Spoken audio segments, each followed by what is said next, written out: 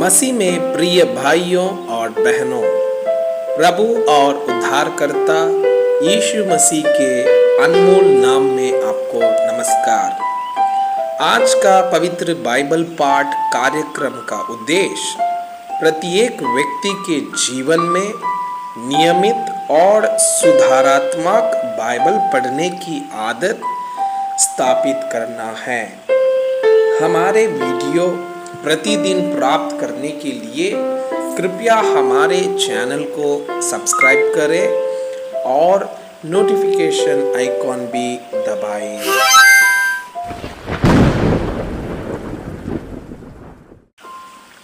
आज का पवित्र बाइबल पाठ मीका का पुस्तक अध्याय 7, इज़राइल का नैतिक पतन।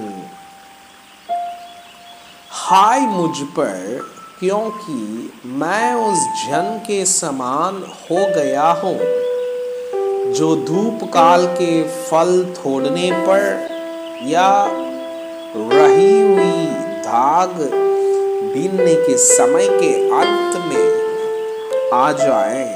मुझे तो पक्की अंजीरों की लालसा थी, परंतु खाने के लिए कोई गुच्छा नहीं रहा।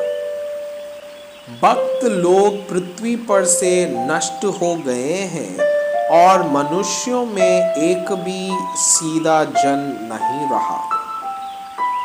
वे सबके सब हत्या के लिए घात लगाते और जाल लगाकर अपने अपने भाई का आहेर करते हैं। वे अपने दोनों हाथों से मन लगाकर बुराई करते हैं। हाकिम घूस मांगता और न्यायी घूस लेने को तैयार रहता है और राहिस अपने मन की दुष्टता वर्णन करता है। इसी प्रकार से वे सब मिलकर जालसाजी करते हैं।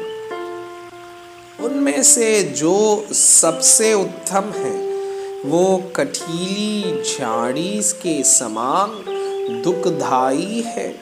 जो सबसे सीधा है वो कांटे वाले भाड़े से भी बुरा है। तेरे पहरुओं का कहा हुआ दिन अर्थात तेरे दंड का दिन आ गया है। अब वे शीघ्र चौंधिया जाएंगे।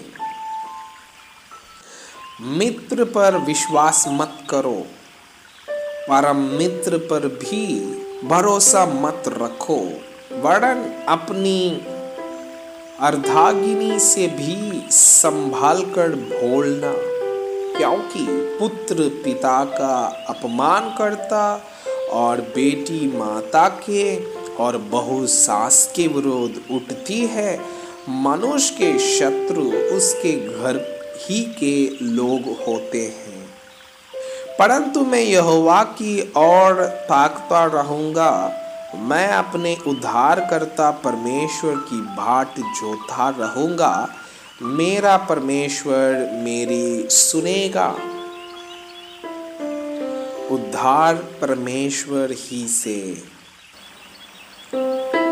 हे मेरी भैरीन, मुझ पर आनंदित मत कर, क्योंकि जो ही मैं गिरूंगा त्यों ही उठूंगा, और जो ही मैं अंधकार में पड़ूंगा त्यों ही यहोवा मेरे लिए ज्योति का काम देगा।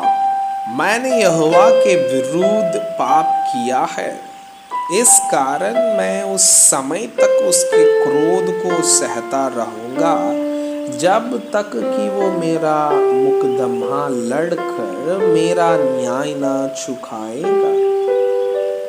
उस समय वो मुझे उजियाले में निकाल ले आएगा और मैं उसका धर्म देखूंगा।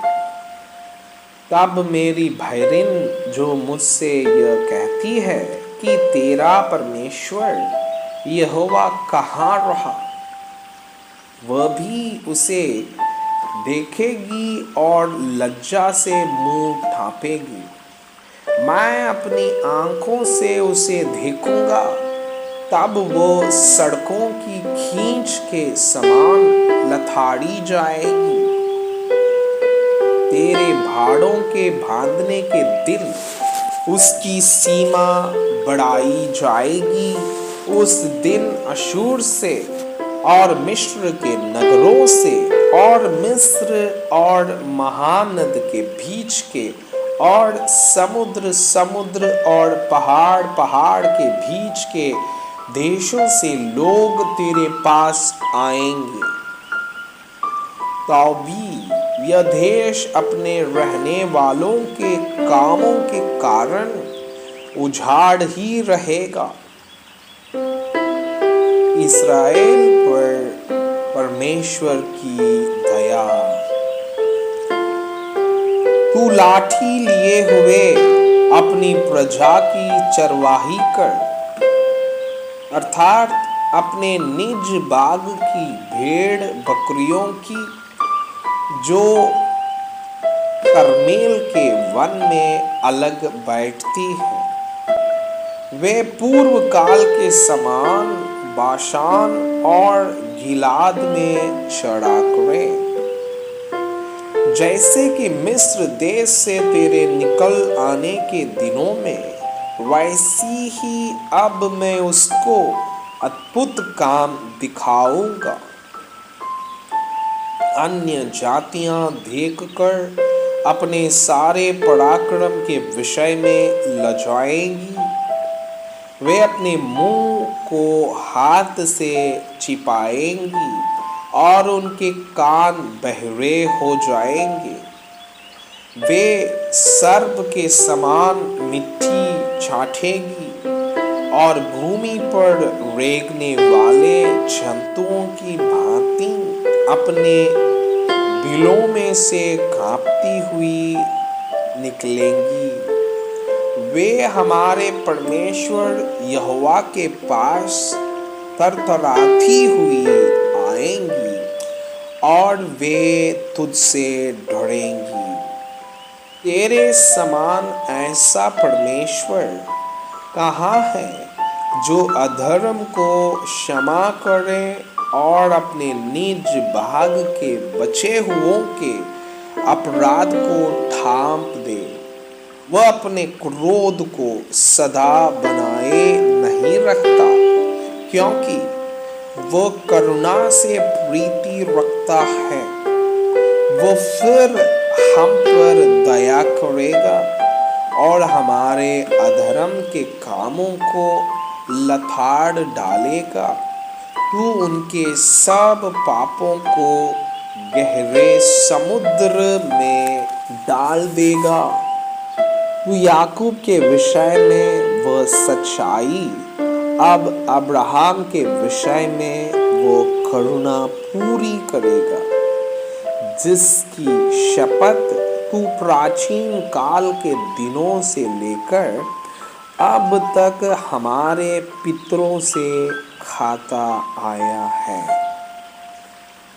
मैं आपसे यह अनुरोध करता हूँ कि कृपया आज का बाइबल पाठ को अध्ययन करें और जिन वचनों के द्वारा आप प्रभावित हुए उसे अपने कॉपी में लिखें और आज दिन भर इस वचनों को अपने जीवन में अभ्यास करें। परमेश्वर चाहता है कि आप उनके समान सिद्ध और पवित्र बन जाएं। परमेश्वर आपको बहुताई से आशीष करें।